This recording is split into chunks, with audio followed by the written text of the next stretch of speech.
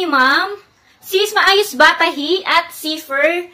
Ito yung tinatanong ni ma'am, etong aking laundry mesh bag. Kakakuha ko nga lang to sa sampayan para mapakita ko sa inyo, guys. Tatlo yung, dress size na laundry mesh bag na yun, and lahat yun ginagamit ko, B. And magbo 1 year ko na tong ginagamit, pero wala pa rin ako naging problema dito.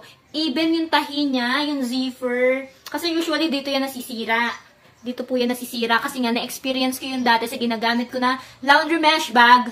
Isang washing pa lang sira kaagad yung tahe sa may zipper, tapos yung tahe dito sa mga gilid. Pero eto, yung tatlo kong ganito na lagi kong ginagamit, hindi pa rin talaga nasisira at wala pa rin nasisira. Isa man sa tatlong yun, magwa 1 year ko na yun ginagamit.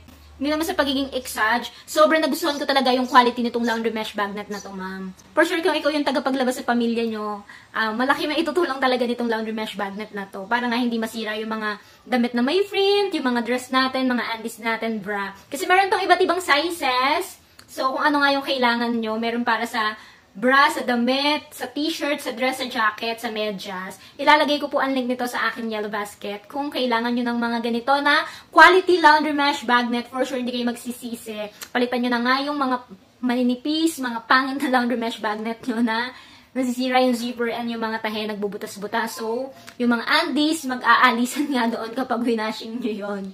Kasi ganun yung na-experience ko. So, yun lang po. Thank you for watching. Bye!